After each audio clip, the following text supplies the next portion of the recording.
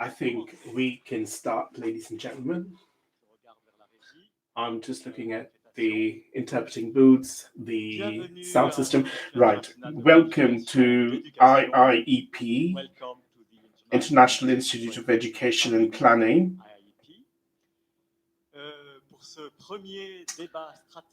This is our first strategic debate for 2020. So may I just say something, give some technical information.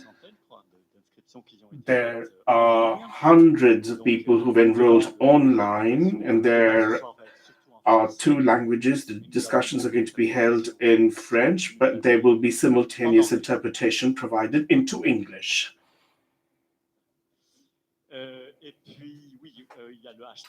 So you've got hashtag strategic debate where you can write, and our colleagues can take online questions as well when we have our Q&A session. So this is our first discussion for 2020 on school violence and how to prevent them. So let me just talk about the theme.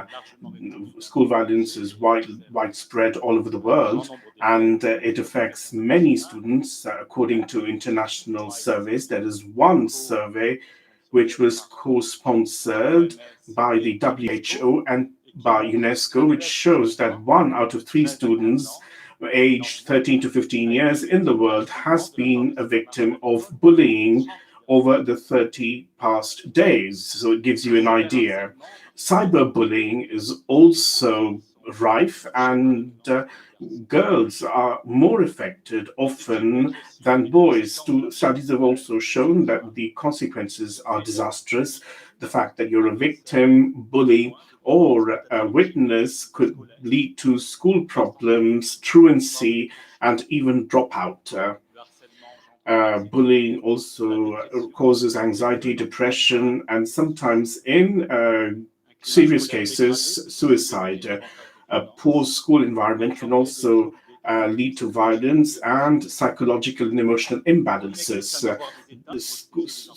States have a duty to protect students from violence, which is enshrined in the Convention on the Rights of the Child and in the ODD 4, the SDG 4. SDG 4 recognizes the importance to protect students from school violence. Now, we will have a panel discussion amongst the various stakeholders present here. We're going to take stock on what is known in terms of national and international trends. And we will also look at the causes of school violence and bullying, and then the solutions. We will see how each of the actors can contribute, such as civil society organizations, Ministry of Education, inspections. I forgot to introduce myself. I'm Paul Kuster. I'm the Deputy Director. And Michaela Marta is a senior specialist in our R&D team, who is going to be our moderator, and she will introduce our panelists. So I'm going to wish you a very successful strategic debate. Thank you, Paul, for your introduction. Now, this is a very important subject due to its sheer prevalence in the world, and there is no school, no country in the world that's been spared of this scourge. This is also a theme that has serious consequences on students. So these are the two factors that have encouraged us to choose this theme and discuss on this theme. So we have panelists from different levels. We've got Sébastien Tavergne, He is a school principal of the Le Corbusier High School in Cormeilles.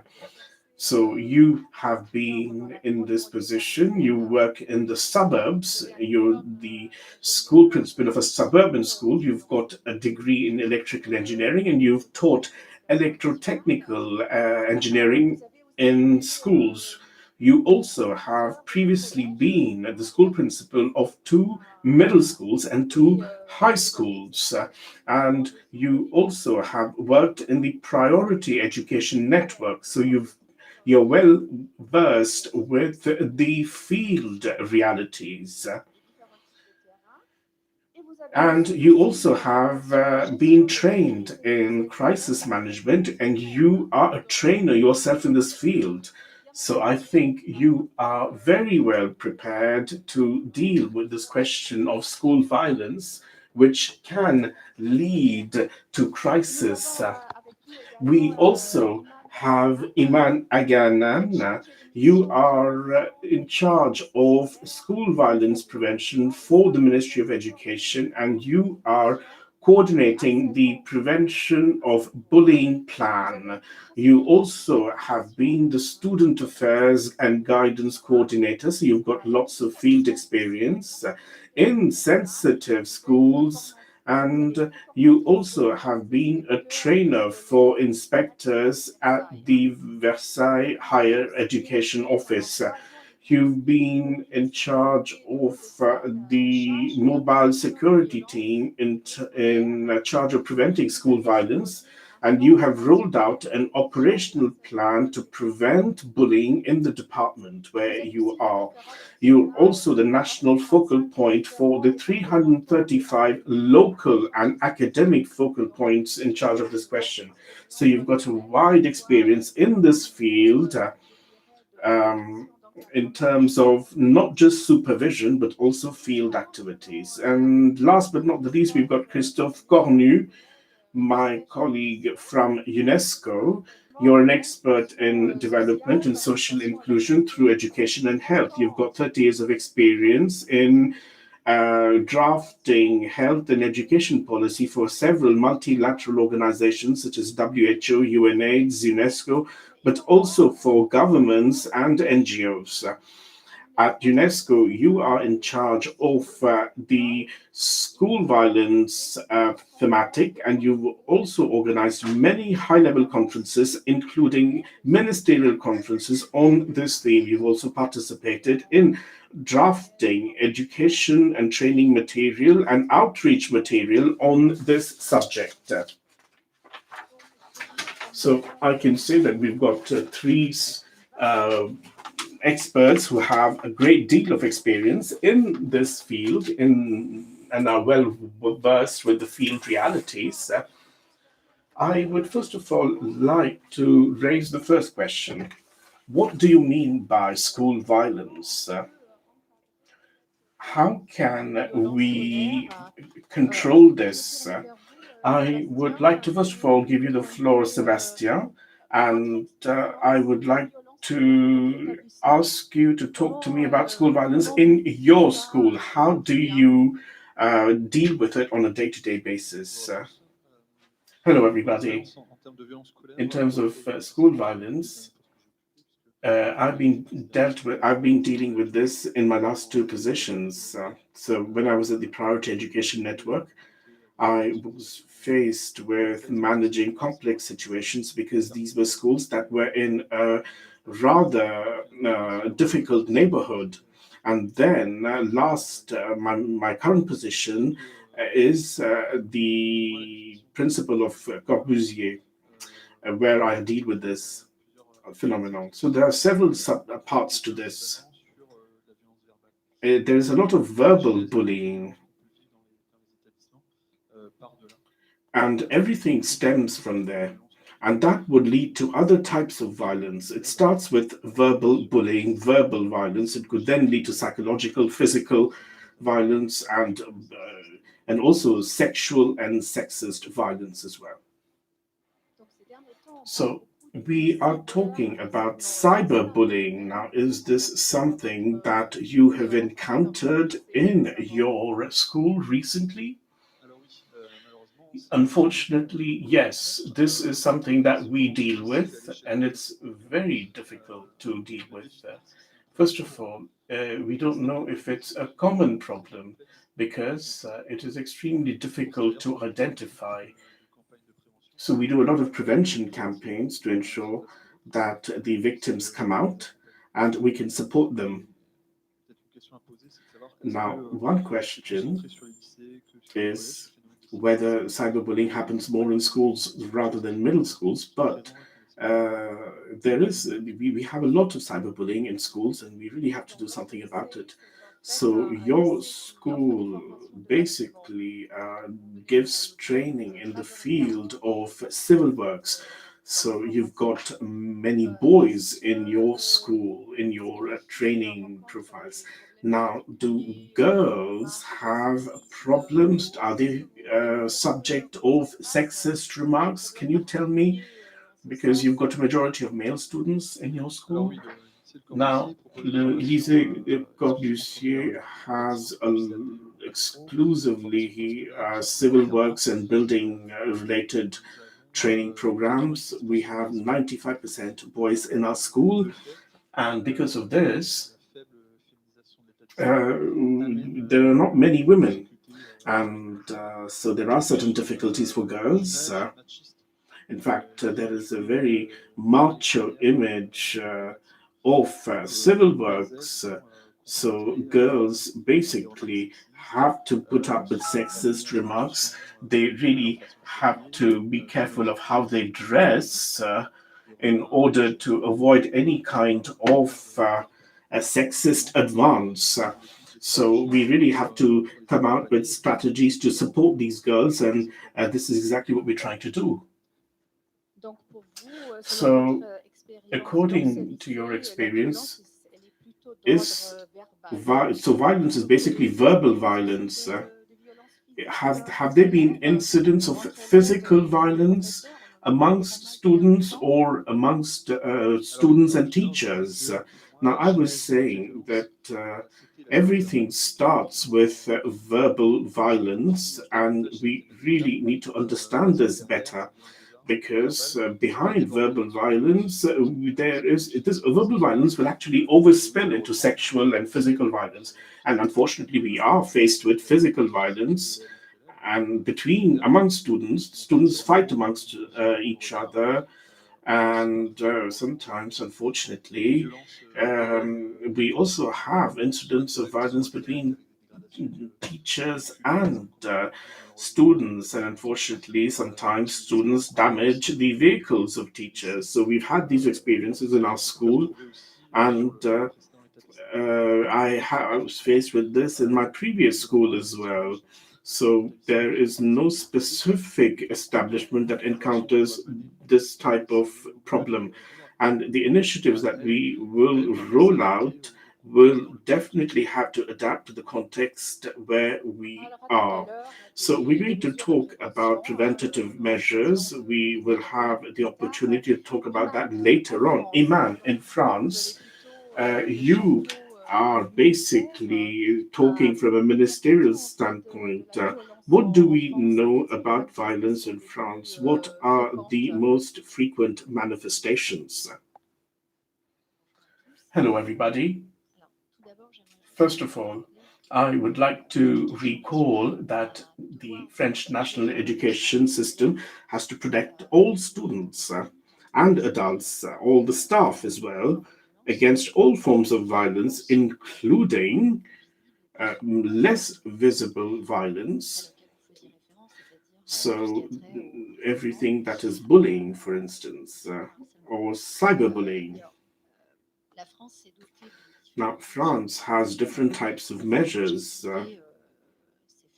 in order to identify and better understand this phenomenon. In France, we have the public opinion and the policy that talk about the most spectacular forms of violence. Now, even if these spectacular forms of violence exist, it is still a minority. And this is what we observe through the various surveys that have been undertaken in this field. And we also observe that some of the establishments basically concentrate on the violence concentrate school violence.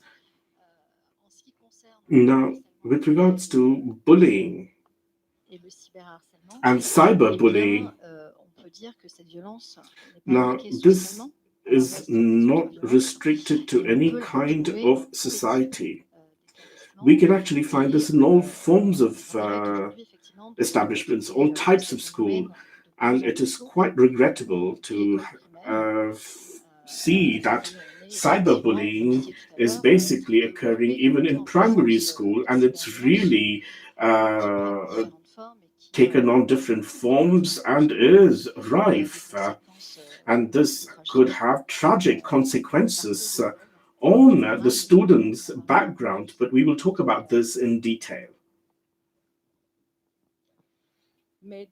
Now, you're saying that violence starts early. There are new types of violence, such as cyberbullying, but on an overall basis, according to the surveys carried out by DEP,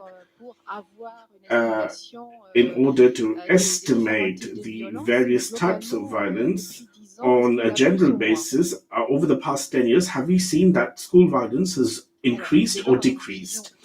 Now, we need to have an optimistic vision about things, and I'm going to look at the results of the DEP. We have more than 9 out of 10 students who are comfortable and who feel good in their schools. And now that's a very positive sign. Now, can we conclude that violence has gone up or gone down? Now, in fact, you really have to mix and match and compare various indicators to come out with some kind of conclusion. The surveys have shown that that school violence has stabilized over the years, but there is basically harsher forms of violence, and the public opinion focuses on such incidents. Like, for instance, I can talk about the Créteil incident, where the student held out a false gun on the teacher, and this was actually the subject of media attention. Now, this basically led to the implementation of certain plans, and these plans basically deal with violence and bullying as well. Now, everything starts with bullying. Bullying is the origin of any kind of spillover and serious event. So this is the same thing as Mr. Sebastian said. It's verbal violence which is at the inception of serious incidents. And you also seem to bear out this observation.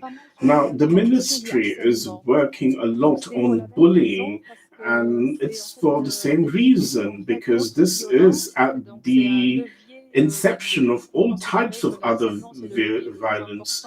And bullying for you is the starting point, and you need to act on bullying in order to have a greater impact.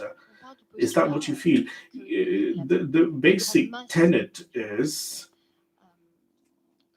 school violence basically starts with bullying, with incessant repetition of violent words.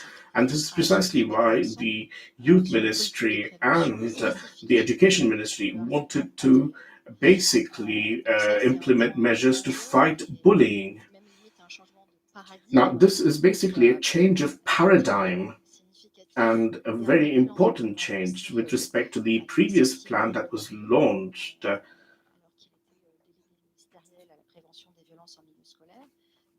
Now, we really wanted to make sure that we recognize the phenomenon of school violence, because before 2014 there was no legislation, no legislative framework to recognize bullying. So we've seen that there's been a change in the French legal system that now recognizes that bullying is illegal. And in a few years, we've basically strengthened public action that better deals with this phenomenon.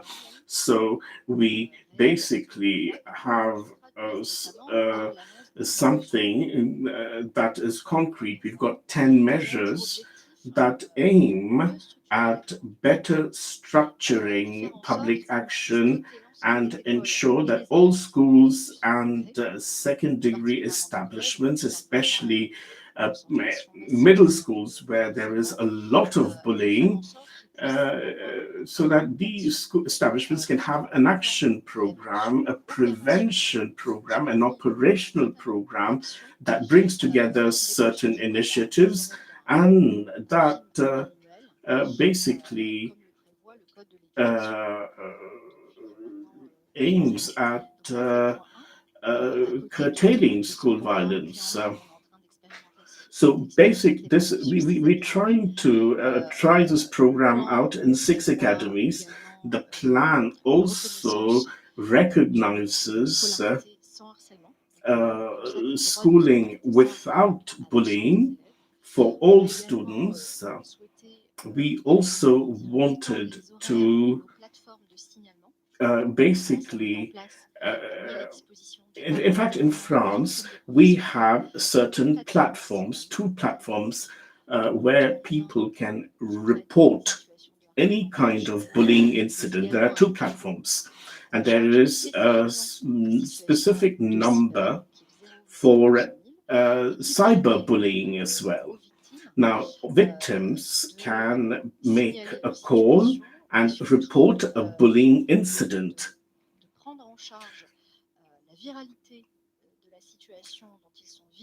And they can also report any kind of bullying on social media. And in less than 2 hours, all comments will be removed. Now, there are 10 such measures that have been recommended and implemented, but I'm not going to talk about all the 10. But what you must bear in mind is that today, these days, we have the political will to fight school bullying, to take into account this phenomenon, and not just take into account. We really need, and we really have been organizing a initiative in the school so that we can basically ensure that all actions are consistent. So we have a group phenomenon, and we really need to have a collective, coordinated response from all the stakeholders. So this is the work that's being done today. I can actually give you more information on this coordinated policy, but this is a national priority today. Fighting against school bullying, there's a political will, and this is what we really desire. Thank you so much, Iman. Christophe, now violence and schools is also a priority at UNESCO. What are we doing in UNESCO? What are the programs or initiatives being implemented at UNESCO? I'm sorry, I can't hear him. I'm terribly sorry, I can't hear the gentleman. No interpretation can be provided. Sorry. Pardon? Ça marche pas? Je pense qu'il faut prendre celui-là. Ah, d'accord. Il y a le Non. bouton rouge. Essayez de... Sinon, prenez celui-là. D'accord. Oui, donc. As I was saying, with regards to UNESCO's action, I just wanted to come back to the definition. I don't know if the people watching us online can see us. Now, the diagram is something that we've studied at UNESCO. What is school violence, first of all? We need to define it. This is a very complex phenomenon. There are different types of violence, and sometimes we tend to mix up things. For instance, we have actually distinguished three types of violence: physical violence, psychological violence, and sexual violence. Now, in psychological violence, we have verbal violence. We also have bullying, which can be physical, sexual, or psychological. Now, what's really important is to understand that all forms of violence do not necessarily have the same impact on the victim and the school environment. Now, if you're going to be looking at bullying, it's because it's the repetition and the intention to harm that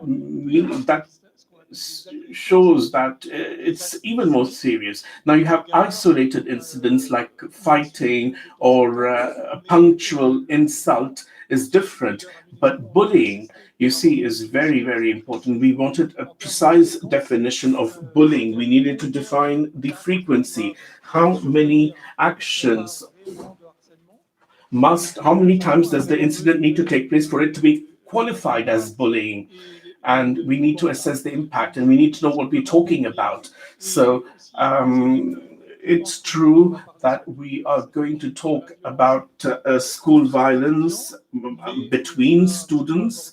We also looked at school violence between students and teachers, incidents committed by students to harm teachers. And in many countries, there's also a lot of violence committed by the teachers against the students.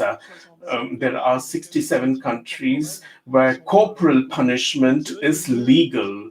In UNESCO, we actually distinguish all types of violence, and we recognize that all forms of violence are not the same. Rôle de l'UNESCO. Now, as to the role of UNESCO, to start with, speaking of this phenomenon which spares no country, the role of UNESCO is to compile all the data, the most specific data, all existing data on these different types of violence and their prevalence, so that we have an accurate idea of what happens in different countries and different regions. What are the trends? Is there any increase or decrease in violence? And the second thing, of course, is to scientifically document the good practices and see what works. Here we're talking about what is being implemented by France. And there are many countries trying many different things. And I might come back to that later, but we realize that there are success factors. In other words, there are elements explaining why a response to bullying and violence, generally speaking, can be efficient. That's what we do. For instance, we do it in documents like this report, which we published last year, called Beyond the Figures, Put an End to Violence and Bullying at School. And in this publication, we have compiled the data of all the major international surveys in more than 150 countries, which gives us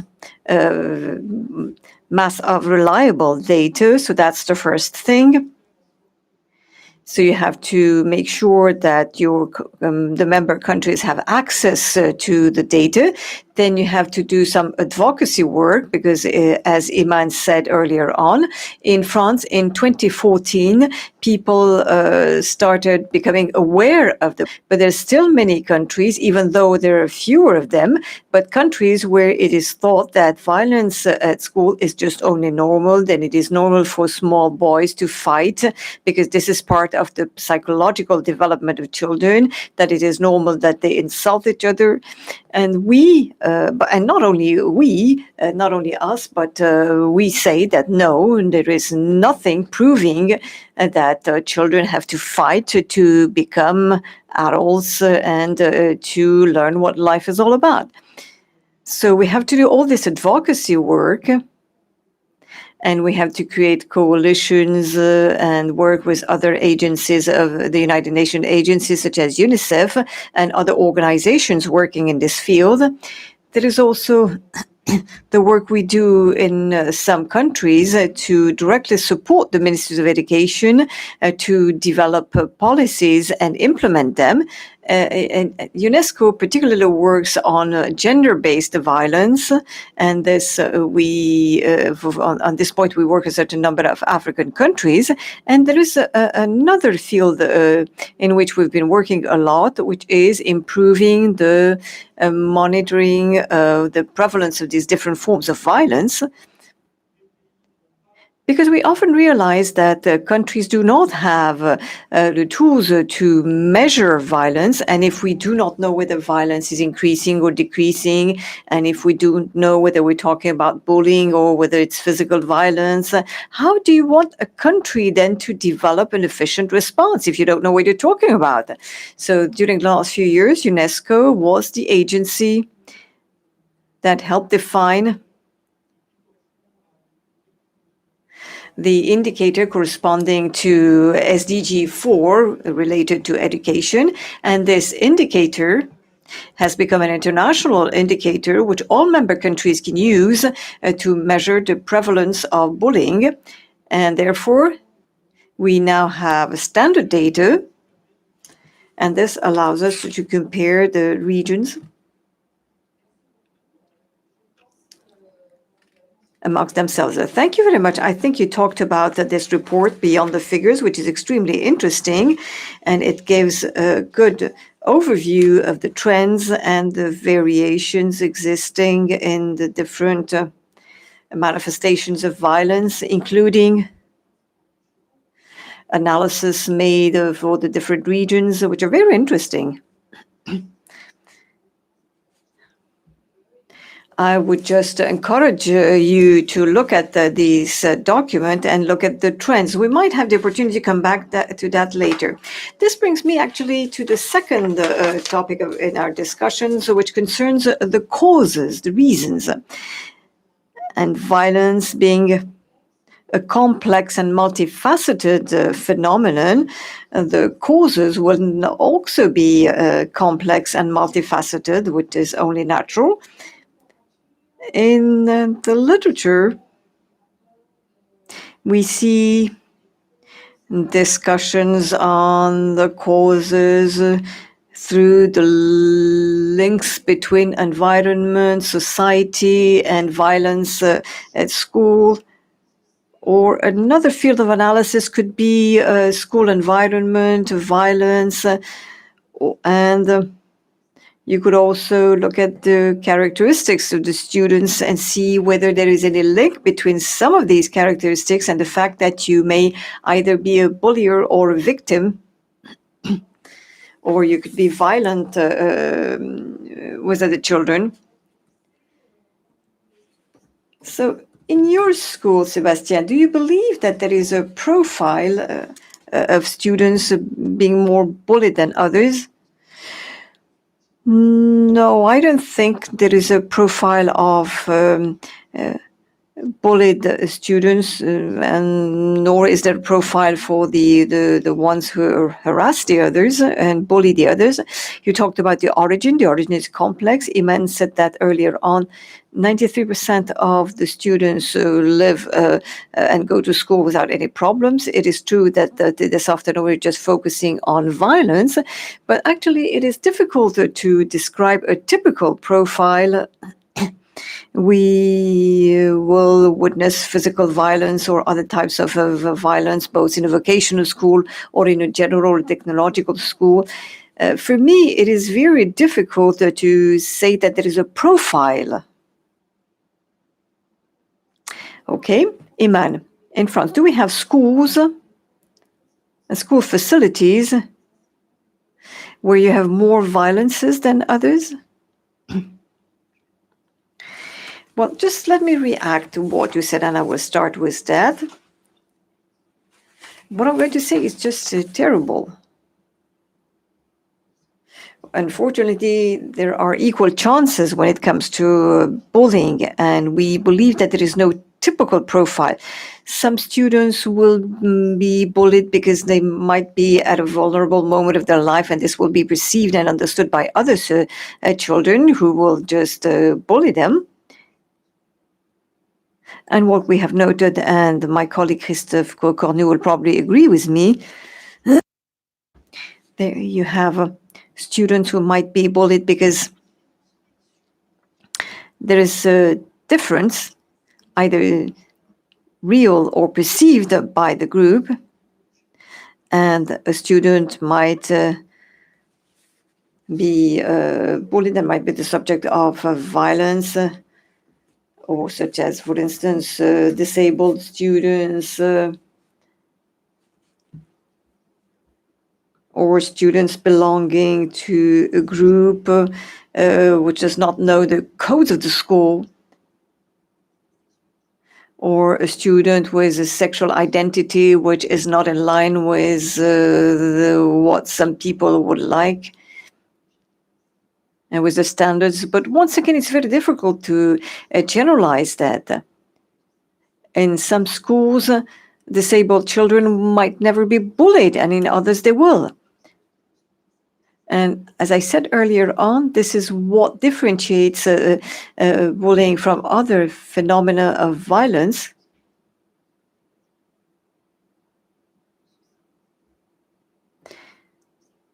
And in certain difficult areas, there might be more violence than in other areas, but when it comes to bullying, we need a national response and standardized prevention plans to make sure everybody can face the problem efficiently. But it's very difficult to give an answer on the profile of these young people. As to the other phenomena, what we have noted, particularly in the depth surveys, is that actually there will be a certain number of schools where there will be a lot of violence, and we will see that, for instance, in vocational upper secondary schools, they might be more exposed to violence than other schools because simply they're in difficult areas. And for different reasons, they might be exposed to more violence, but we cannot consider that bullying follows this line. You talked about surveys. In France, we've done a lot of work following the surveys done by the DEP, but there are also local surveys on the school atmosphere, which are made available to the head teachers and the principals who want to have an idea of the school atmosphere, and therefore then share the diagnosis with the teachers and propose policies taking into account the different factors. There is not one single reason for violence. You have to take as an assumption that education policies cannot be developed considering that there is only one cause, one reason. The process is complex, changes very quickly, and may be related to the environment of the school. And we sometimes realize that some international issues or society issues may have an impact on certain schools, such as the yellow vests last year. And I think my colleague agrees with me. We realized that some students were also demonstrating and expressing a certain form of violence in response to what was happening outside the school. So this is the reason why measuring violence is very important. But measuring is one thing, and this is why it is so important also to work as teams, because you have to understand the perception and the atmosphere, the perception of the atmosphere. As you said, sometimes it is sufficient to give children a ball, and this will help improve the situation and make it more peaceful. When I was in charge of the mobile security team, When I was dealing with difficult schools, we would go and work 1 week there just to understand the reality of the school. And sometimes working on students' flows allowed us to reduce violence. This is the reason why I fully agree when you say that when it comes to violence, it is important to define and understand and have a definition that would be as wide as possible, a definition of violence that would be as wide as possible, and that covers extreme violence and also everything that has to do with aggressiveness, and this has to be taken into account in our response. So there are different responses, different factors, and I will just use the expression used by a civil servant to improve the school environment. Improving the school environment is something that you deserve because you've been working on that. So you have to work with national and academic teams who will come to support the management team in the schools. Thank you very much. I think this brings us to the preventive measures. You talked about the school atmosphere, and we'll come back to that when we start the discussions. Christophe, the UNESCO, what do they say about the causes? Well, they say something that has already been said. It is true that each child may be, one day or the other, be the victim of one of these forms of violence, including bullying. But there are also characteristics, individual characteristics, explaining why some children are more vulnerable than others. And there, the data derived from these international surveys, one of them being carried out by the World Health Organization, are quite fascinating because teenagers are asked, do you believe you've been the victim of bullying for this reason or another reason? And this is done in 144 countries, and we see that the first cause mentioned by the teenagers is your physical appearance. And the problem with these surveys is that we do not know exactly what the physical appearance covers. It is true that more detailed studies show that disabilities, physical disabilities or mental disability, may be related to physical appearance, and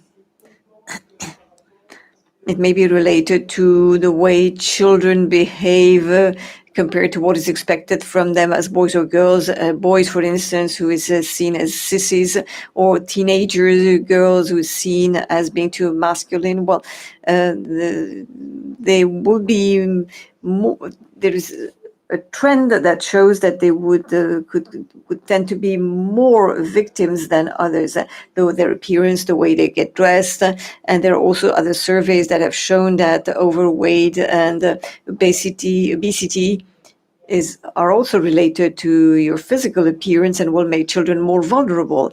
So the second cause mentioned by the students in these 144 countries is the ethnic group you belong to, your nationality, your skin color. So physical appearance was 15%, ethnical and skin color represents 11%. So 11% of the teenagers say they have been bullied for this reason. And in some surveys, like the PISA survey, we see that children, immigration children, the first generation or the second generation of immigrant students are also more vulnerable. And we have to be very cautious, and this is in line with what you were saying, because in some schools, as in France, for instance, in the suburbs, in the schools in the suburbs, if the children, immigrant children, are the majority, they're no more vulnerable, but they're rather in the category of those who will be bullying the others. So you have to take this data with a lot of caution, because we realize that the context and the balance, if I can use this word, has an impact on individual data. If we look at the last factor mentioned, and we could have thought that it would be more important given the international context, and that is religion. Religion is mentioned only by 5% of the students being bullied, except in some regions or in sub-Saharan Africa, where the rate is much higher. But if we look at gender, contrary to what used to be said, the difference between boys and girls, there are not that many differences between boys and girls, except when it comes to physical violence, where boys are more involved, and cyberbullying, girls are more victims than boys. You have more girls victims of cyberbullying than boys. And when it comes to sexual harassment, girls, there are more victims among girls. And if we look at the age factor, we realize that the older the children, the less they're bullied. So therefore, it is important to take actions at the level of primary education, because bullying is very present and cyber attack will increase with age. So we see that there are a certain number of individual characteristics. And there's also one thing that is really interesting and which came out of two surveys, such as the PISA survey. And the school atmosphere also has an influence, because if the children consider that the level of discipline is low in the school, the level of violence will increase. And this is also interesting because it is more or less in line with what you were saying in France. Thank you very much. I think this is really interesting, and your answer shows that being different in a group and having characteristics which are different from those of the dominant group is the problem. Therefore, it is important to discuss differences at school, to discuss tolerance, etc., etc. But I think this is something we will come back to later. Let us now deal with the crux of the matter, the prevention of violence and the actions which can be carried out at different levels. Iman, you've already started dealing with this. So the first question I had in mind, but I think we've already started mentioning that, is the political will to look at violence through the school atmosphere. As said earlier on, Sébastien, you said that you're often confronted to situations where you're told, well, there's a lot of violence, you need more sanctions. And dealing with violence through school environment, I think that this is actually what we want is just the opposite. We wanted to take actions through prevention and human actions and communication. You mentioned the fact that we have developed a tool which allows the schools to measure the atmosphere in the school. What do they look at when they do that? We need to have a clear idea of the questions raised to deal with this complex notion. Well, these surveys are based on an interesting scientific method, because they will both raise the question of the type of violence to which students are confronted to. It is a questionnaire which starts with the perception of the young people, what they have declared, and it is important to mention that. And what the indices that will come out of that is that of the school atmosphere and the multi-victimization index. I think it is important to mention that in my introduction, because in terms of questions, because it is a questionnaire, or digitalized questionnaire, the student is by himself or by herself answering the questions, and we will ask the question about his feeling of safety in the school. Was he or she the victim of physical violence? We will not ask the question as such, but we will, for instance, say, have you ever had objects thrown at you, or Did they pull your hair? Did they ever pull your hair? Have they ever destroyed or stolen your school materials? So they will be using that type of questions, and we will also deal with physical violence. Have you ever been hurt or insulted? Because you talked about verbal insults, and they are widely spread. We could come back to that when we deal with the sociology of violence in France. We could also ask them a question: have there been victims of sexist and gender violence? And there's there are very few words in these questionnaires. And what will allow us to develop this multi-victimization index is the aggregation of different data of 5 physical violences and 4 psychological violences, which will allow us to say that for this school, 10 or 15 or 14 or 7% of the students go through moderate bullying, and by moderate I mean not as frequent as those who are the victims of serious bullying, who suffer at least 9 types of violences in a short period of time. So we'll have this type of questions, and recently, just not only to use perception, they asked a direct question, i.e., have you ever been the victim of bullying? And we realize, because people who deal with the surveys tell us that there is often a difference between the number of students perceiving or telling us that they've been the victims of serious bullying, and at the same time will say that they do not suffer from bullying. And it is quite interesting to understand what is happening with children who suffer from bullying, because we understand and realize that you have children who do not immediately understand what is happening to them, which is why we see that there is a difference between understanding the facts and being able to orally express the facts despite our actions.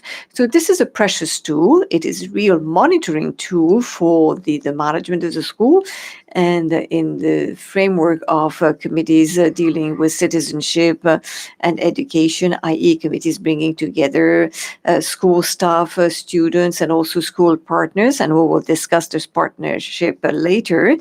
They will be able to use these results to define a strategy and adopt a strategy which will later allow them to develop a program of actions aiming at improving the situation.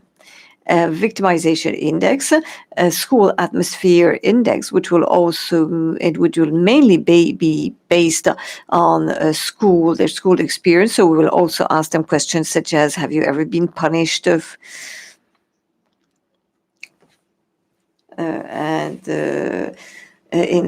schools, and did you have to come to school to do some work? Did you ever have had poor problems with one of your teachers? Did you feel that there were unfair things done to you? So we try to understand what is happening in the classrooms and in the school to come with responses that will be as adapted as possible. And since 2017, we have given schools a tool which allows them to report the bullying and violence, which is also important because the school principal does not have the feeling that he or she is isolated, and he or she will immediately be able to report that his or her host school have been impacted by different forms of violence, such as, for instance, if a teacher was insulted by a student, or if the values of the Republic are being attacked, or any intrusion in the school facilities.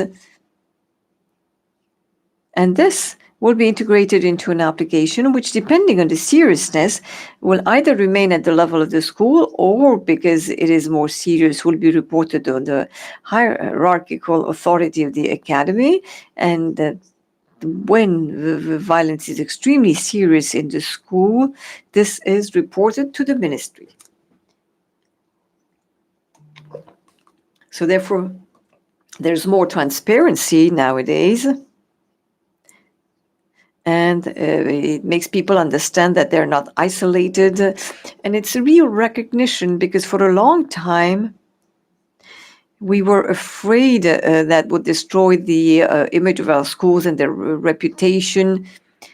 So we wanted to do things by ourselves in the schools.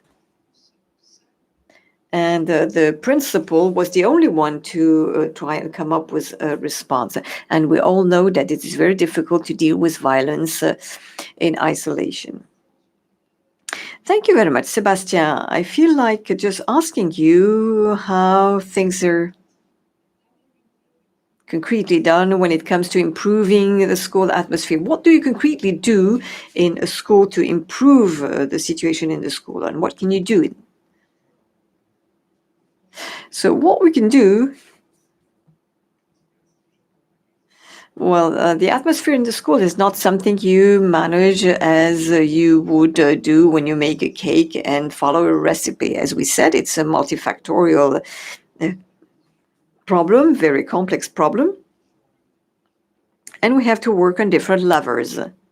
In my school, Le Corbusier, we have developed a strategic plan based on co-ed, school justice, pedagogy. We did not talk a lot about it, but it is absolutely essential, because our first job is to educate, to teach people the know-how. And I'm convinced that pedagogy is very important to improve the school atmosphere and to improve prevention against all sorts of violence. We're also going to work on prevention, of course, and the quality of life within the school. Iman was actually talking about something. We, in my previous school,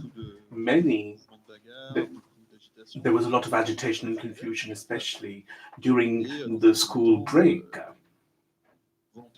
And there was also, the teachers wanted some kind of school justice. So you really had to prove that things were not working, and you had to think about various other options. You really need to regulate the area where there is a break. You really need to make sure that there is proper supervision. And by making such efforts, you could bring down school violence. In my school, we're going to work on a positive school environment. We really will make sure that students can really bloom at all levels. Bullying, for instance, would lead to dropout. So again, that will really hinder the professional development of the student. We also work on well-being of the school staff. Now, they are indirectly affected by school violence. You don't really have to be a victim or have something thrown at in order to not be not have an impact. So it's really important that the school staff is well, they're comfortable, and we really have to include everybody, because we always tend to talk about teachers, but we really have to also look at the non-teaching staff, administrative staff, the educational counselors, health counselors, everyone who's working to upkeep the school premises and the building. And it's the whole environment that's going to have an impact on the school individuals. We basically worked with these school committees last year in order to work on school furniture. So again, the idea was basically to enhance the school environment. We can also work on various types of initiatives like road safety with the police, for instance, and all these initiatives will basically help students be in contact with police officers and other authorities and bring about some kind of positive influence. We also have seen that thanks to these initiatives, the relationships between the police officers and the students has greatly improved. Now, we can also target certain specific themes. For instance, we can work on the Education Committee for Health, and we can also make sure that all bodies in the school can be part of something. Now, over the past 1.5 years, we basically have launched something very specific on bullying. And when I came on board, I actually gave a positive momentum to this policy because now no one had worked on it. And again, we are drawing on several things like training adults. Of course, we need to prevent bullying insofar as possible. But once there is bullying, you really need to deal with it. And in order to do so, there are certain methods, like the PICAS method, that's actually been tried and tested for bullying, for a specific type of, for a specific degree of bullying. For instance, when you have the method PICAS, you develop empathy, and when you have empathy, you will not bully the person anymore. Iman also talked about the fact that the legislative framework has changed since 2014, and for high degree bullying, there are criminal sanctions as well.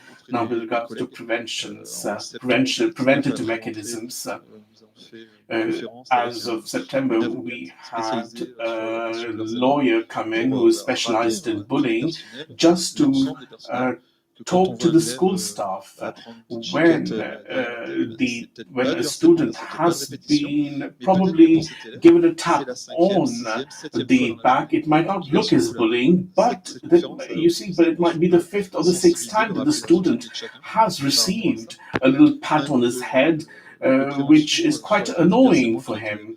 And there was also my deputy who worked on bullying. There were certain decisions that were taken to assess the situation, and depending on the situation, how to manage or deal with the situation.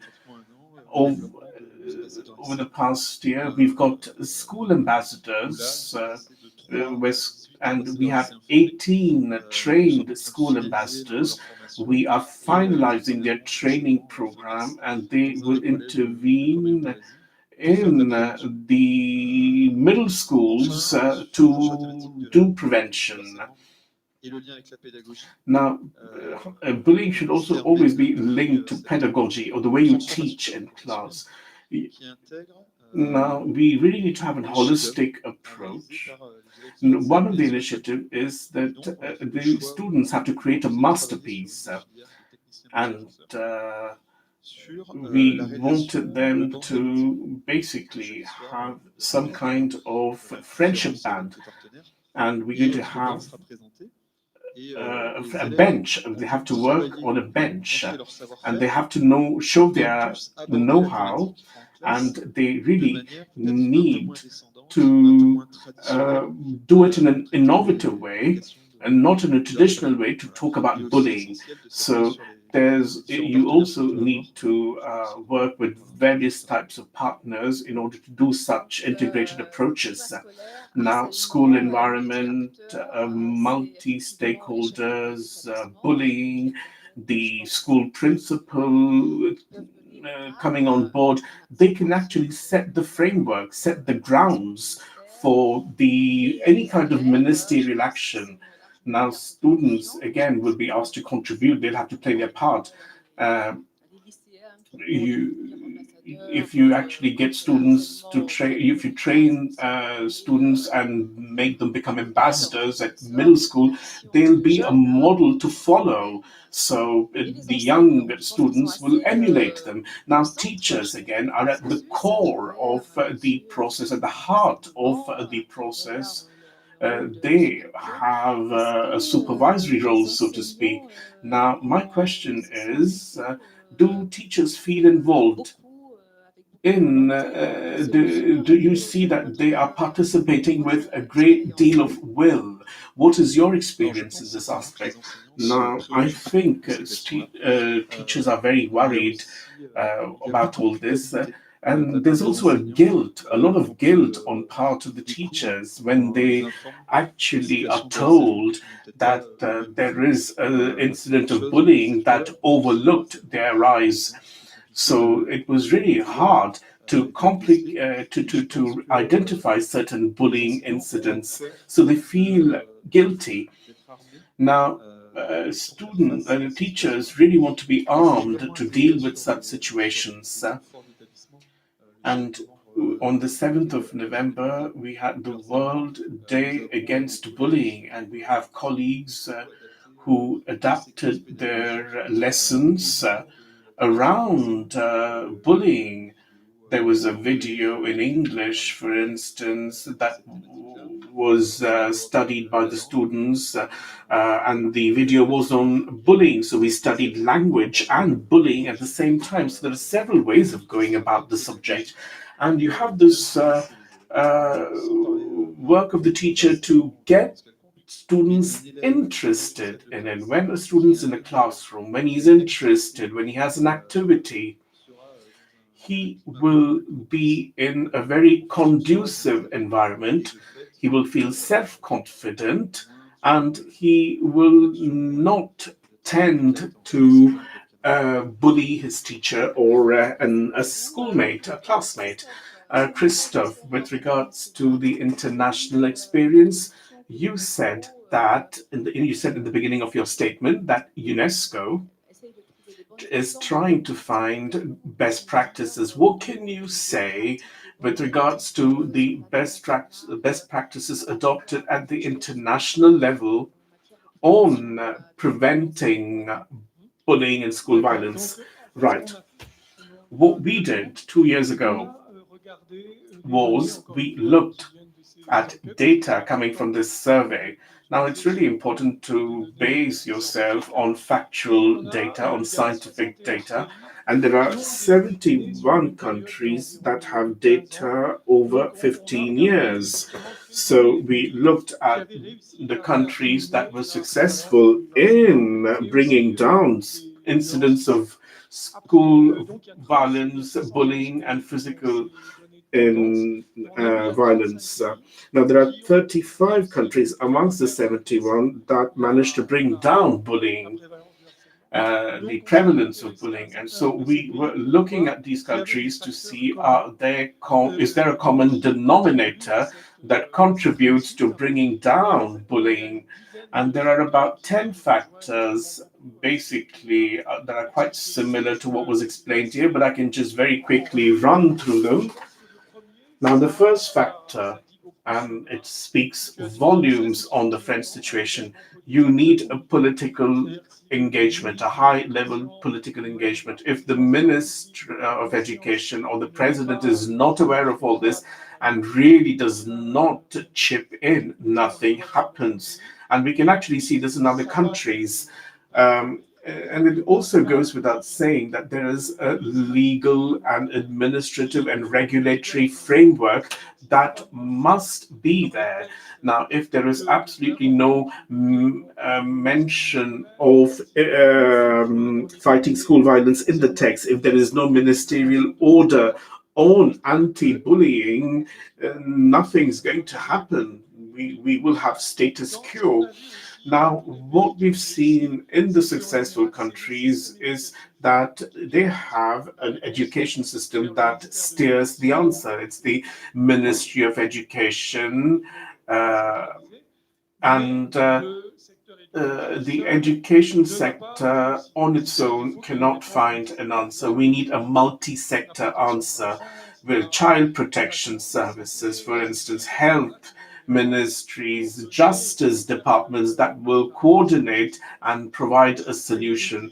Something that was said, and we've actually observed this in all the countries, is that it's not an approach that focusing on anti-bullying that works. We need an approach that aims at making the school environment more healthy, conducive to for a student to bloom. So these are the conditions under which we will avoid bullying. In fact, we really need to have a positive approach to bullying rather than a negative approach. I was in Quebec 2 or 3 years ago, and teachers were sick and tired of hearing that we need to fight bullying and everything. But when we said that we need to actually make the school environment conducive for an individual to bloom, the teachers were very excited and motivated. You also need efficient reporting systems in schools. Once again, if these schools, the ministries are not capable of knowing what's happening, it's not going to work. You can have actually school a reporting system based in the school. And you could also have hotlines where you have computerized reporting methods. We talked of teachers as well. Now, you have teachers who are trained in several aspects. And these training programs help teachers to identify bullying. See, a little pat on the back or a little punch on the shoulder may seem quite innocent, but the teacher must be taught that if there is racist or sexist insult in class, you cannot let that off the hook. So the second part of training is to help teachers to react quickly, to be more responsive. Now, there are success stories, especially in the Scandinavian countries, where if there is something that happens in the class which is verbal violence, the teacher can say, "Stop. We really need to deal with the situation," and this basically becomes a reason to teach the student a lesson. Now, in these countries, and it's very interesting for me to talk about it, you have responses that are very focused on the right approach, on how to manage the class, so on how to administer discipline. Now, these are not punitive ways. We're going to use mediation, conflict resolution, and sometimes you really need to use sanctions as well. But again, there is an approach that helps the person learn a lesson. Now, non-teaching staff again have to be involved. The training is not limited just to teachers. There are so many examples where you have canteen staff who see things that teachers don't, administrative staff that see things. They have to be trained as well. Then there is the involvement of children, of teenagers, of for girls and boys. And the first thing we've seen in many schools, in many countries, is that students are told that they have the right to not be a victim. I think you said that very well. No one has the right to touch me, especially sexual advances. And the students have realized that they have the right to protect their body. And then you talked about ambassadors in France. And there are other ways of roping children in as well in implementing and developing programs. And another thing that you spoke about is the involvement of parents through various activities, because especially with cyberbullying basically goes outside the school premises, so you need some kind of continuity there.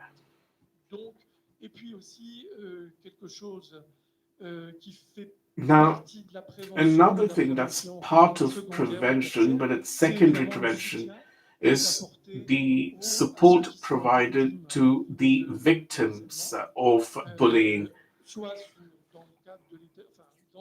either within the school or outside the school premises, through these hotlines where students can call and report and speak. I talked about the involvement. Now I'm talking about all students, because successful programs underline the involvement of witnesses as well. You see, bullying cannot exist if there are no witnesses. And we did not speak about this. Bullying is also a way to show his power, display his strength on another student. So you need a public, because if there's no public, there's no one in front of which you can boast. So the best programs also include the witnesses of bullying. And another thing, now I know that France has a very scientific approach. Now, the interventions are assessed in a scientific way, and in certain countries, we have done things thinking they were right, but we did not assess them. And if we do not assess the impact, there's no point in investing, because it could be money down the drain. So countries that succeed are the countries that have a successful scientific approach and assess their results. Thank you so much. Lot of experience, lot of good ideas, good avenues at various levels. And one theme that comes up that is recurring in your best practices is partnerships. And this is our last theme. We don't have a lot of time, so we really need to be short and sweet so that we can give time. We can have time for a Q&A.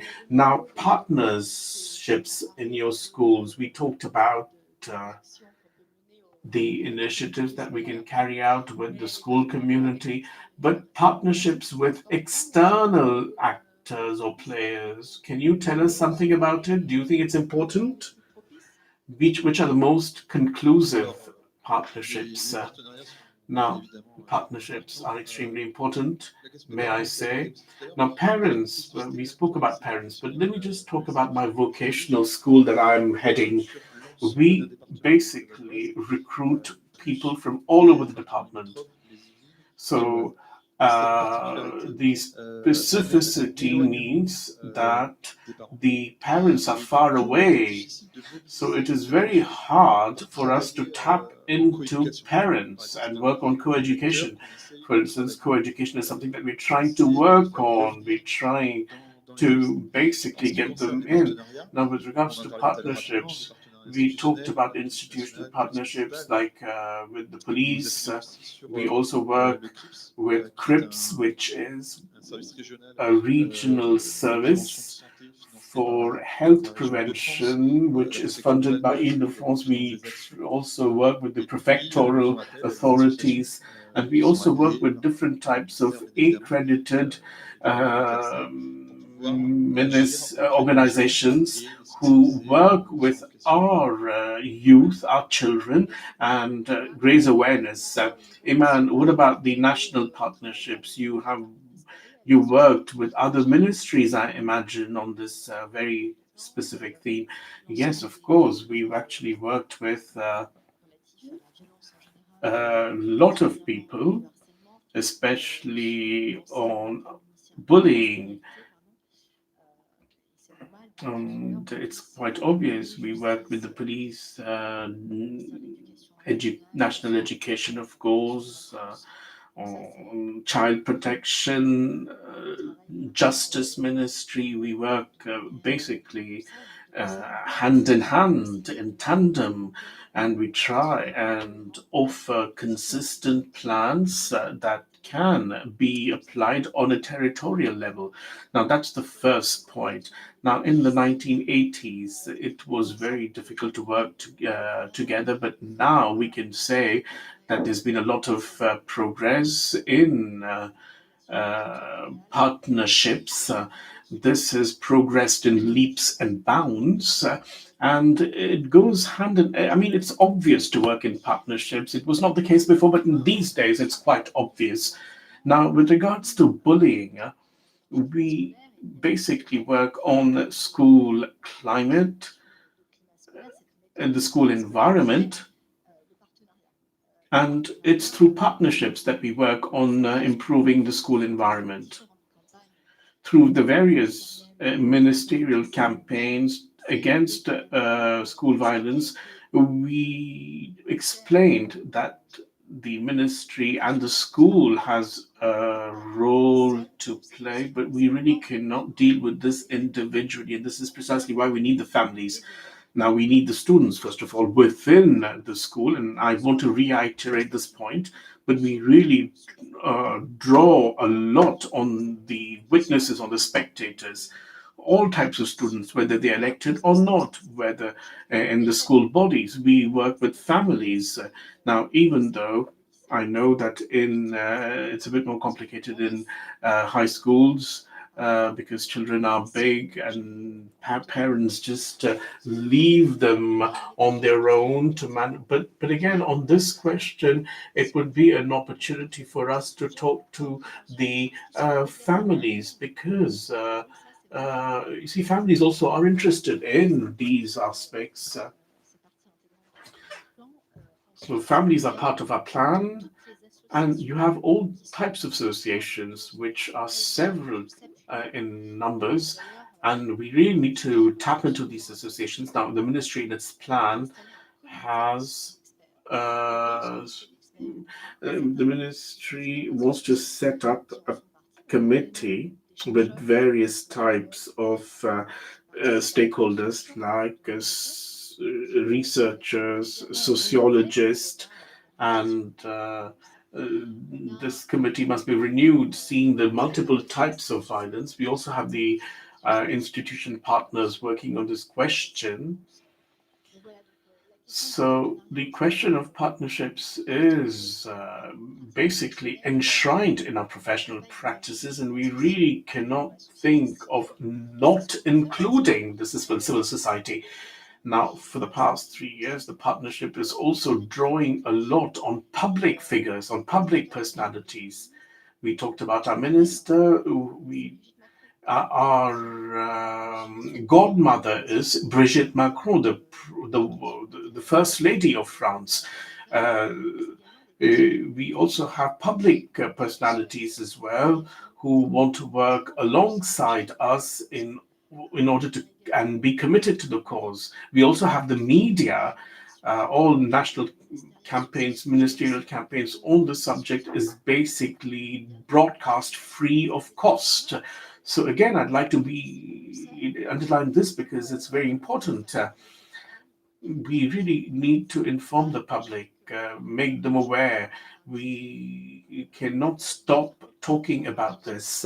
We really need to make people aware of their rights, and basically, you see, we have multiple partnerships with multiple stakeholders, and we're always knocking at the doors of people to rope in a maximum number of individuals. So again, this is a burning question, and people have started, coming into grips with it. Thank you so much. I think that we've really taken stock of school violence, bullying. We also talked about the causes. We talked about the preventative measures. Now, I would like to open the floor for discussions.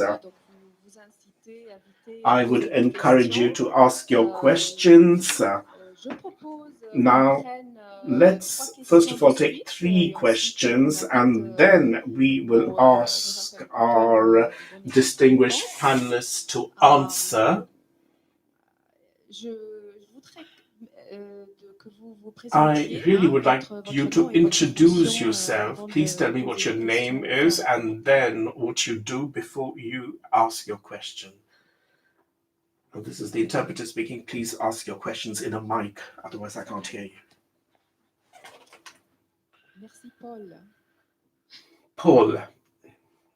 Thank you so much. And this is just to basically break the ice. No, we all agree with what is said. And it's impressive in terms of what we're doing in terms of prevention. But unfortunately, sometimes prevention fails, and there is the act of bullying, and there is the sanction and punishment. Now, what balance can we strike between the punishment that we inflict upon the individual and the assistance we can provide to that individual? So we're talking about the bully in this case. Any other questions, please? Yes, madam, please. Hello. My name is Ashraf Alagilil. I am a professor of home economics at Alexandria University. For the interesting presentation. I can understand the French very well, but I didn't practice it for a long time. That's for the UNESCO. What are the strategies of the UNESCO should do for to combat the violence in school on the international level? There is international programs? They will plan for international programs to spread or to disseminate in the schools, or I don't know if is there a planning for this, or C'est une question un peu par rapport à l'action concrète. Basically, this is on a question on UNESCO's concrete actions. Any other questions? Thank you so much. Yes, at the other end of the room. Join Andre. I'm Bonnie Haskell. I work in school safety with the International Federation of Red Cross and Red Crescent. And I thought this was a really interesting panel. Thank you. I really appreciated the point about needing an enabling environment, especially legally, political will, to enforce school safety and not look at it in a silo. And I'm really interested in your strategies and success stories and tools about enforcing social inclusion programs, especially for LGBTQ youth, when legal policies often endorse violence legally against these individuals. So how do you make sure there's inclusion measures in school and safety when in society it doesn't endorse that? Thank you. Merci beaucoup. Je pense qu'on a 3 questions. Thank you very much. I think we have 3 questions. Sebastian, the first question might be for you. How can you give some support to children who committed acts of violence? As you were saying, sometimes the prevention is not sufficient, and we have to apply sanctions. And the sanction will be adapted to the importance of the act. And whatever the sanction, you may have administrative sanctions, you may have sanctions, which means that you will be temporarily excluded, and if need be, you can be just ejected from the school. But whatever the sanction, there is a will to support the students and to educate them. The first thing is to make sure that the young person sanctioned understands the sanction, because if the young person does not understand the sanction, he or she will not understand that he has to change or she has to change the way they behave. Sometimes what we do is not sufficient, and we have to turn to the legislator, and sometimes the legislator also has to take stronger actions depending on the degree of the importance of the violence. Within my school, Le Corbusier School, we will very soon carry out some experiences with students who've committed rather light actions, and we will just help them control their emotions. We talked about verbal violence and what it leads to. When a student is unhappy because a teacher in a chemistry school asks not to leave her hair loose, the student might get angry, the teacher might then get angry, and the words will go beyond what they think. Most of the time it will be the student who will act like this. And you will have to teach the students to manage to control their emotions. And in the Le Corbusier High School, we will deal with this with teachers who've been trained, and we will use sophrology and relaxation to encourage the student to understand and feel that. And as we said, we have to bring the author of violences to understand their action and understand what they have done, and they have to become aware of the fact that they are bullying the others. Sometimes there are people who wanted to just be in the limelight, and sometimes the student tells us, "Well, I did not realize the impact of my words or actions." And we have to support and to help these students.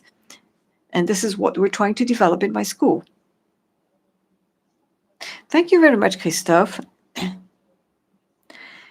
Regarding the concrete actions taken by UNESCO. In English, because the question was in English. Je réponds en français pour vous continuer à pratiquer. Do you want me to answer in French so that you can continue and practice your French? Okay. Well, actually, as I was saying, in some countries, we take actions at the request of the Ministry of Education to help develop or improve policies or the implementation of existing policies. And what we do actually is try to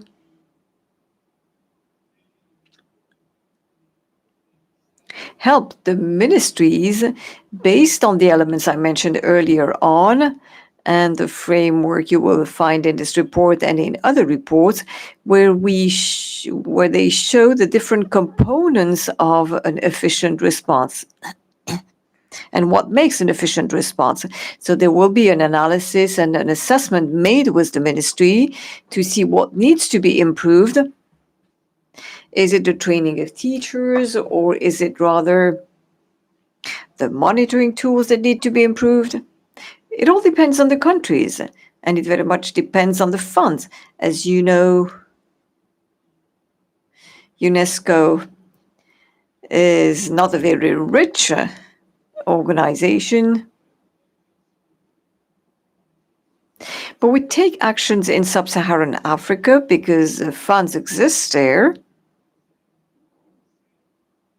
And some ministries are interested in working on school violence in connection with gender-based violence and sexual violence. And we also work in partnership with UNICEF and other international organizations, but we do not have an overall or global program or agenda which will help support each one of our member states. It's really upon request that we take actions based on the principles and the good practices I mentioned earlier on. And generally speaking, it is a great thing for us to be here at the IIEP because we work a lot at the level of the policies. And if we have sufficient funds, we sometimes can influence the content for the training of teachers or the school curricula, even if there are no courses on violence in the curriculum. But this will be more in connection with pedagogical actions. There was a second question for you. In English. So so we've done a lot of work on school violence based on sexual orientation and gender identity and expression. We started to work on this back in 2011. We published a couple of reports on this because we know that everything we've said is fine, but if you don't mention these particular issues of vulnerability in relation to students who are lesbian, gay, bisexual, trans, or who are perceived as being bisexual, gay, lesbian, etc., nothing is going to happen. So the problem, I mean, obviously, is that, and because you were referring to countries where the context is a bit difficult in terms of the law.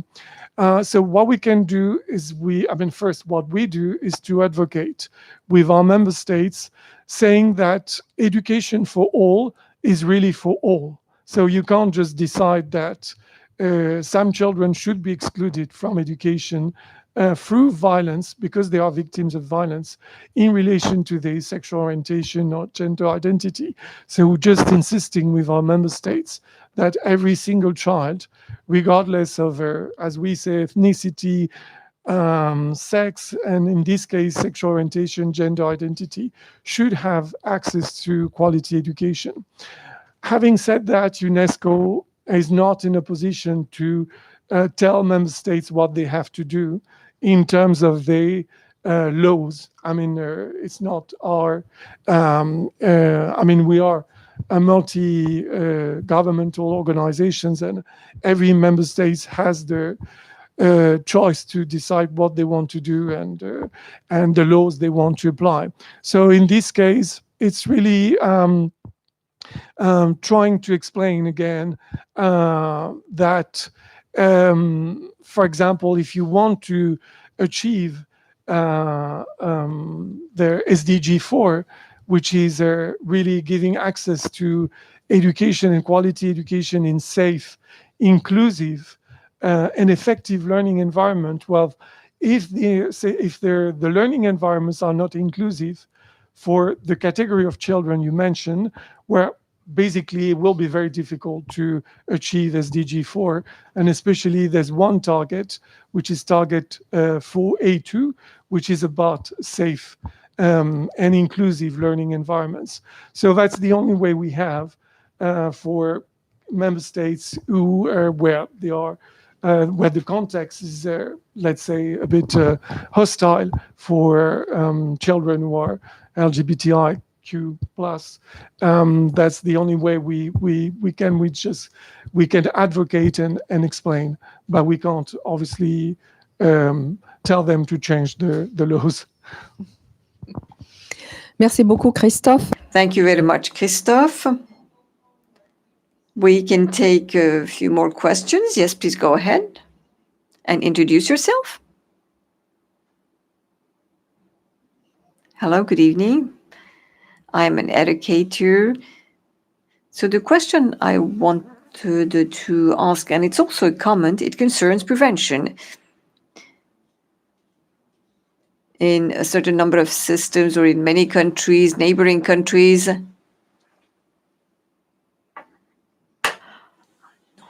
you have education programs and you have also some lessons and civic education and lessons on morality and ethics. But very often in my practice, we find that children reproduce what they see at home. And in some cases,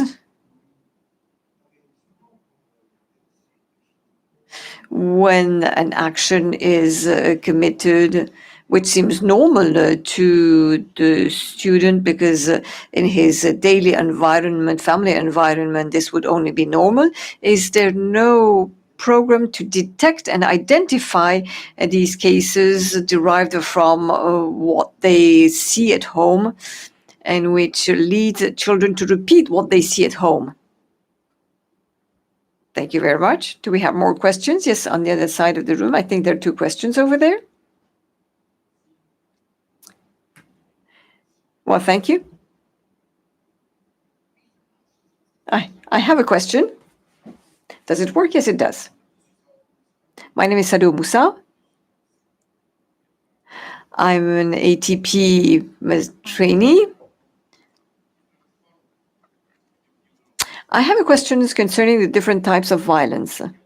And when I see the slide, I see that you have made an effort to present that, but I don't see anything about advertising, which might be one form of violence. And I would like to know whether this is taken into account and whether it is considered as a form of violence, because you may implicitly or explicitly have posters displayed which may have an unwanted impact on students or a negative impact on students. And if this is the case, what is done at this level? Moussa, are you talking about cyberbullying? Is this what you're talking about, or just posts or posters in the schools? So what do you have in mind, actually? I talk about advertising posters. For me, school violence is not only in the school, because as soon as the child leaves home to go to school, the child is in the street and sees violence. And you have, of course, cyber bullying, but also ads. I've seen that in France and in different countries where you have posters that are not properly regulated and which may lead to deviations in the behavior of students. You mean advertising which would encourage violence? Yes, okay, yes. Thank you very much. We can take one more question. Good evening. My name is Claire. I'm a consultant in the Technical Cooperation Department.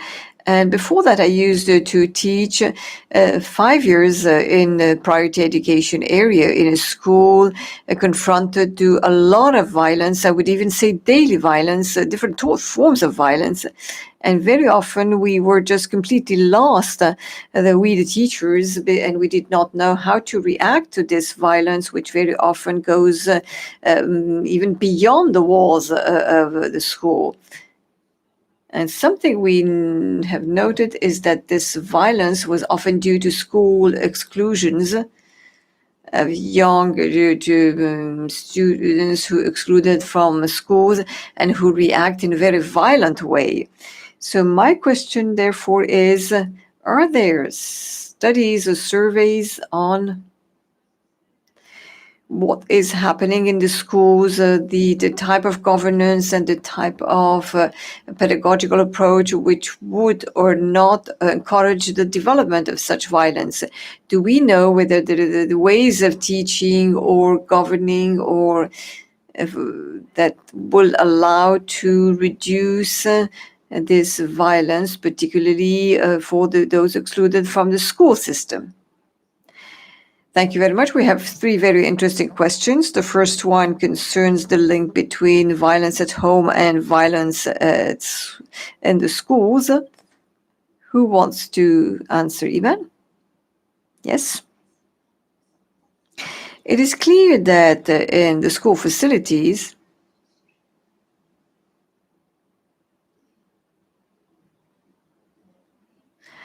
we have people who are in charge of reporting violence to the prosecutor.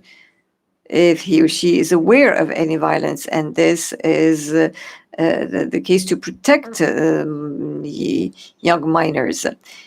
And there are things that exist in terms of regulations just to make sure that this way of treating people is taken into account and make sure that the student or the child would be supported, whether he or she is the victim or the bullier. And the child may ask for some assistance, support, and be supported to stop his way of behaving and ill-treating others or being ill-treated by others. So whatever the type of violence and the origin of this violence, the purpose is to make sure that children will not be ill-treated. This is an important point, and now trying to see whether there is a link between the fact that you were a victim of violence and this is what has led you to repeat this violence. Some studies have been carried out, but you cannot systematize the results of these surveys and say that a child who was a victim will become the author of an act of violence. But making or letting students believe that the way they can behave is by being violent, this will lead them to the difficult situation in their life as adults. And they will be 4 times more involved in delinquency acts, and they will very often be marginalized, and very often they will adopt behaviors based on the drug addiction, and living in a context of violence, be it at home or in a school, does not allow the child to develop properly. This is the reason why we wanted to support this type of policy to ensure a safe environment for the children in our country. I don't know whether Christophe wants to add something.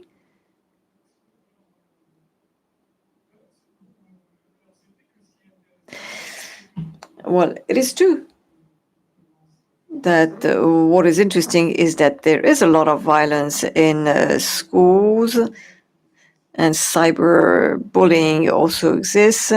Our definition of school violence at UNESCO leads us to say that in the schools or around the schools and on the way to the school, and in some countries, as in Africa, we know that many children will be the victims of violence when they go to school or come back from school. And in other countries, countries where you have the famous school buses, we know that this is one of the hotspots of violence. This is where bullying is highly developed, and therefore the reason why the bus drivers in the US are trained to take actions. And it is true that what you were talking about is somehow external, because we analyze the violence between or amongst people, between students and teachers. So we do not take into account the impact of the environment. So it's slightly beyond what we have been dealing with. And as to the link between violence.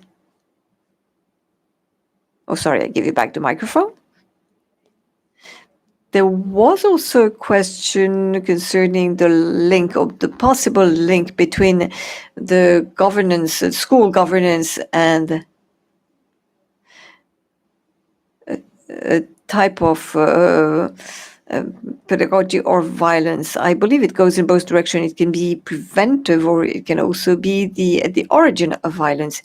You may imagine that a violent head teacher would create violence. As an introduction, I would say that I'm not here to give any lesson to the management team or to the people who work in the school where you have worked, madam. But as you were saying, if at the level of the adults, so we convey a very aggressive image, or if when it comes to physical or verbal violence, this will very often generate more violence. As Iman was saying a few years ago, head teachers were isolated when it came to deal with violence, and maybe they were not supported properly to face such situations. And it is true that people fear the image that would convey to people when it came to our schools, and also on the other hand the fear that some of our students might leave. We know that a school with a social mixity creates a better environment and atmosphere. And maybe then the teachers or the school teachers or the management staff did not have sufficient skills to meet such violence. It is clear that nowadays, as Iban was saying, the principals have some alert tools they can use to tell the department or the academy or the ministry that there are difficulties, and we have some support. So depending on the size, you have technical advisors for schools, which we used to call in the old days the head teacher for school life. In Versailles, there is one. In other academies, there are more. It depends on the size. The Yvelines Département represents a few academies in France. So these technical committees can help with and support. You have a unit to support schools and school facilities, as well as the mobility or the mobile security teams. It is important to make a distinction between the mobile security teams. They will be there to physically secure a school or a team working in the school at a certain period in time, while the support will also highlight the pedagogical aspects to deal with some of these themes. I think that if you can encourage good school environment, and things may change very quickly without knowing what the reasons are, and recreating an enabling environment takes time and energy and requires cooperation work of all the education community, and I include in this community the parents and the institutional partners of the associations. Thank you very much. I think your answer has also answered one of the questions we received. Recent about dealing with bullying, donc le harcèlement. What can be done to ensure school administration takes bullying seriously? Que peut-on faire pour que, en fait, le leadership des écoles... So what can we do to make sure that the management of the school considers that violence in schools or in school facilities is a serious issue?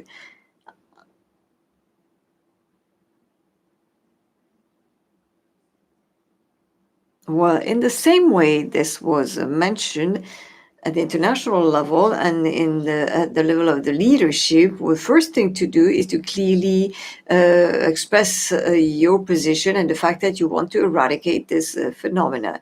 And by taking position, we also use as a support a team as a support, and we agree on a collective strategy involving the adults in the school, in different schools, but also the families, the students.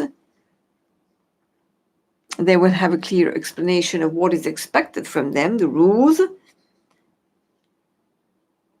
And this should be clearly displayed in the rules of the schools and explained to all the families who might not always agree with the codes of the school. And this commitment and support comes with actions that must be understood from the very beginning. And what helps to create a pleasant school atmosphere and will deter students from being massively violent is the fact that this mobilization encourages a stability. We have not mentioned it, but it's a very important indicator, which also creates this feeling of well-being in the school. We're all together, we build together, we agree on the type of atmosphere we want in our school, we agree on the project, the type of society we want, and it is together that we will build this action plan. And this is very important because this type of leadership will, of course, be based on a participatory management, and we will not have the impression that we're getting injunctions. Because when there are several people to develop a response, it is much better because you will be stronger against all types of bullying and harassment. And therefore, we realize that even in the most sensitive schools, these are not things that cannot be avoided. You have to be, as a principal teacher, be able to say, well, we're confronted to a complicated situation and we'll have to find a solution altogether. So you have to accept that you don't know everything, that you cannot act in isolation. And this is the reason why I talked about crisis management, because what will lead this to decrease in violence, even if the crisis will impact us and we have no choice, it is when you anticipate and develop different protocols which will allow some coordination. And when the crisis is over, we will have had anticipated the crisis, and resilience will come more easily. And it is what will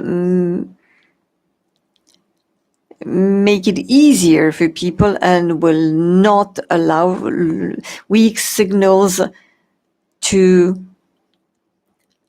again just develop. Ça me permet de rebondir. So this actually lets me come back to my last question. We are in a planning institute, a training institute.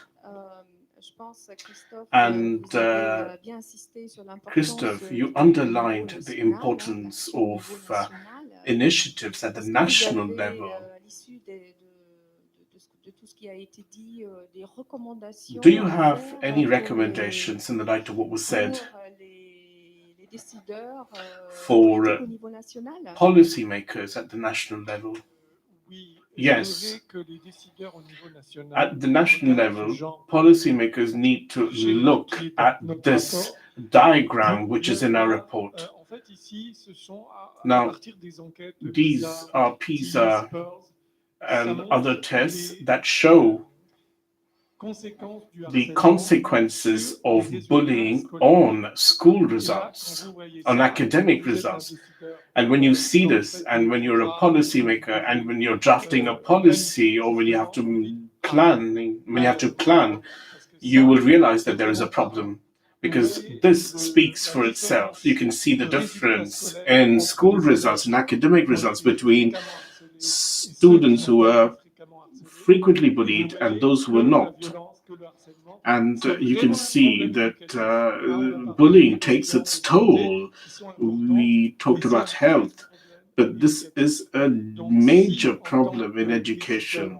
So as a policymaker, if you cannot resolve this problem, and if you cannot find a solution to this, and since UNESCO is a guarantor to the SDG 4, we will not be able to do anything. So we really need to use this data and try and eradicate school violence. Otherwise, we will not be able to improve academic achievements. And these are results in mathematics, in reading. So this is a key message for people who are here and who are working in education planning over and above everything that we said, obviously.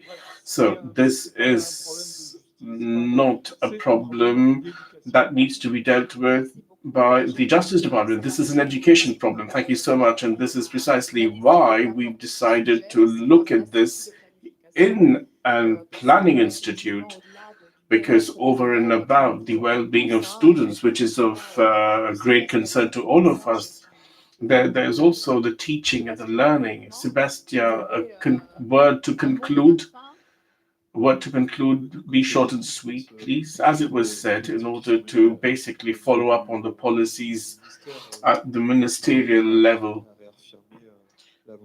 we really have to reaffirm the political will. We really need to make sure that the school violence is dealt with and eradicated insofar as possible, and preventative mechanisms should continue. What about you, madam?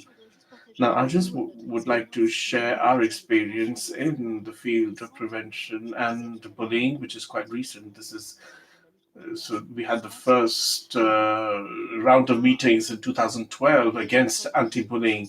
Now, we've done a lot of outreach in the beginning, and there are so many mechanisms which basically is based on the goodwill of one another.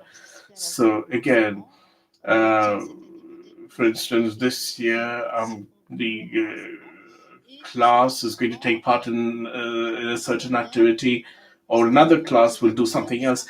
And then we realized that there was a lot of disparity within the region, and the investment was rather disproportionate. But bullying is everywhere. It's omnipresent, it's ubiquitous, and you really cannot have only anti-bullying mechanisms in certain areas. So you need to have a universal program in schools to tackle bullying that can draw on support from the ministries, from the government. I'm not going to talk about a single response, but also something that really furthers prevention. That's the first recommendation. And then also to inform you that within our partnerships, we are developing partnerships. We're working with UNESCO. There's going to be an international colloquium. Now, this is one of the measures that was announced by Jean-Michel Blanquer. So to organize an international colloquium, we will talk about it later. Christophe Cornu will send out the invitations for the international part. So this is a subject that is of grave concern, of worldwide concern, and we really want this colloquium, this international conference, to take place so that we can foster even closer ties. So that's what I wanted. It's on the 28th of May.